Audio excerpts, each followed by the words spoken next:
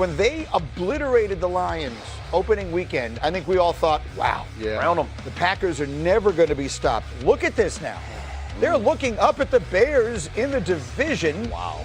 And they are, it's worth noting, they've only played one of their divisional games, the Packers. Right. That game against the Lions is the only division game they've played. So they still have 5 games against all these teams. We opened the show with Micah Parsons saying, all will be well. When push comes to shove, who's going to win that division? I'm going Lions. Yeah, Lions. I'm going Lions. I'm going to stick with the Packers. That was my preseason pick. I'm going to stick with it. Yeah. I'm with you. Thank you. Stick with the Packers. That's my preseason. Because their defense. Oh, you guys must not have heard Dan Campbell took over play calling. Yes, he did. Yes, you must. They did good. You must have forgot. So Angry Pete from New Jersey, our coordinating producer extraordinaire, brought up that question yesterday. Did we not talk about that enough? How big a deal is it that Dan Campbell took over the play calling in Detroit? Well, I mean, I think it might be unfair because they went up against Washington, which is not a particularly great offense.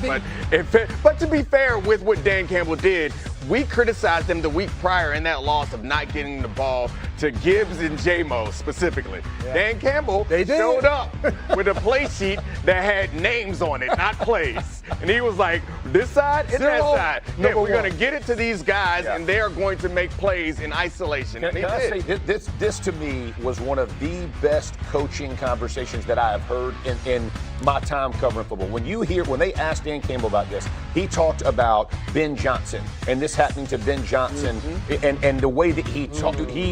I want it a certain way. If you're the head coach, it's your team. I want it done a certain way. And if you do it my way, we're good. You'll continue to make calls. You'll continue to do it. Let me show you what I'm trying to get done. Follow me, watch me, and then replicate what I do. If we lose, I'll live with it. But I'm not going to lose your way. And I appreciate that because the truth is he didn't cut John Morton the way he could. He said, listen, he'll be back calling plays again, but we're going to walk this thing together. I thought from true leadership, we always talk about it. That was true leadership as a coach from Dan Campbell. Can I just say quickly, you talked about Dan Campbell taking over the play calling and them going out there balling. Well, the result of that game is now Dan Quinn for the Commanders is taking over play calling their defense. So it just goes to show you, yes, positive on that side, but Nick, when you said it, going against the Commanders defense. They're struggling, man. We'll talk more about that division as we go. Interesting questions about Chicago, interesting questions about Minnesota. We'll get to them all. We'll also get to Sunday statements. Rex, give me someone who you thought made a Sunday statement yesterday. Dan Campbell. Dan Campbell's the man. I'm not saying that because he kicked the crap out of me. I'm telling you, this guy right here, you see, it looks like he's doing the play calling and things, but he got his dynamic playmakers involved. Jahmyr Gibbs had a monster day, 172 total yards, 3 touchdowns. And guess what? They have another receiver outside of Monroe St. Brown. Who is this? Jamison Williams. By the way, you could slow it up in slow motion. He still looks fast. The guy is maybe the fastest player in the league. And Dan Campbell got his pieces together and said, no, I'm going to go to my explosive playmakers. And it made a huge difference in this game.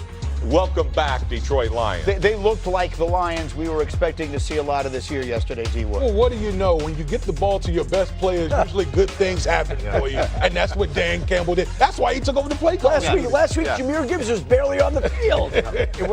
Jamison Williams hasn't had a target. He's a blocker. Like how many he played guard. Jahmyr Gibbs was picking up the blitz like on every single play. They got so out-coached in that game, it was ridiculous. And so Dan Campbell said, I've seen enough of that. He stole Sean Payton's huge play card. He called the plays yesterday, and it all worked out well. All right, Alex, give me someone else who made a Sunday statement. I mean, I think I could say this every week for this guy, but Matthew Stafford. I mean, just another 4-touchdown performance for this guy in a huge divisional game against the Niners. Listen, there's a little West Coast bias, obviously, in the media. Right. The whole NFL world needs to take notice of what's happening with the Rams, right? The whole NFC should be on notice. These guys are a complete football team. He's playing quarterback at the highest level. I mean, made NFL history, 20 touchdowns and 0 interceptions. Let's show in it. his last 6 games. This is the history. Matthew Stafford is 37 years old. He leads the league in passing yards and touchdowns.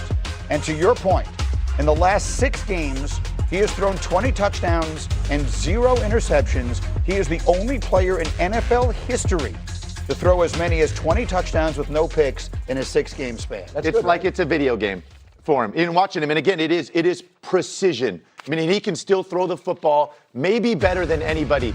And again, he's been in this offense now for quite a while. He's got a lot of contributors. I mean, it's just masterclass. And in the theme of the day, look at the head coach and look at the quarterback and look what the head coach quarterback combination is doing now for the Los Angeles Rams. They are as good as any team in football. And by the way, the Rams and the Seahawks in the NFC West. Woo. That's next week. Let's get into that,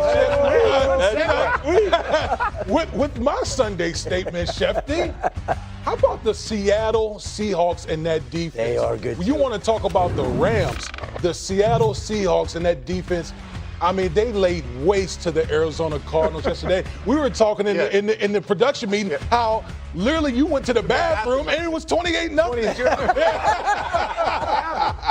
Is your stomach feeling better, Alex? It's a 110. That's right.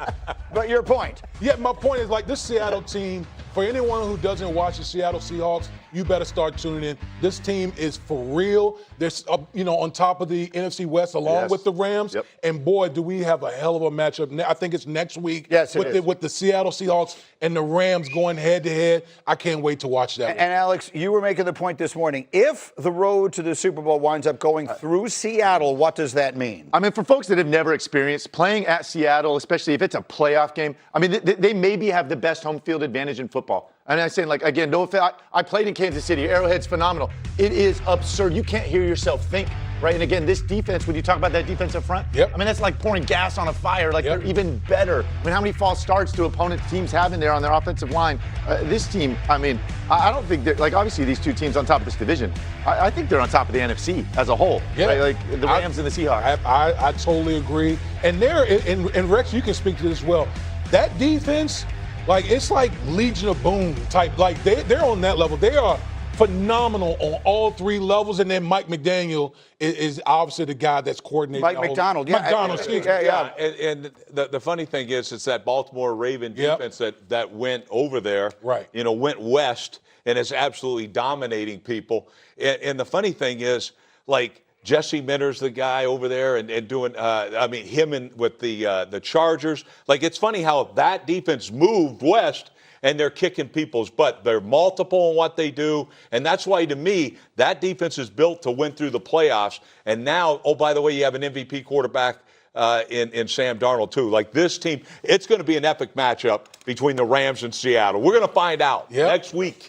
You were making the point of how few passes he had to throw yesterday. I mean, he had Sam Darnold had he's terrific. I'm not trying to knock him at all, but they were so dominant he didn't have to do anything yesterday. No, and I mean, again, he mentioned it. I think he is, in the MVP conversation.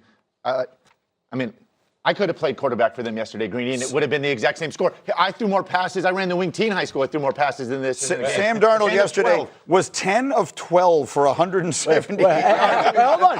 What about in the second half? Yeah. I don't know if he had any passing. And they won the game by 1 million. All right, Monday Mayhem is brought to you by Freestyle.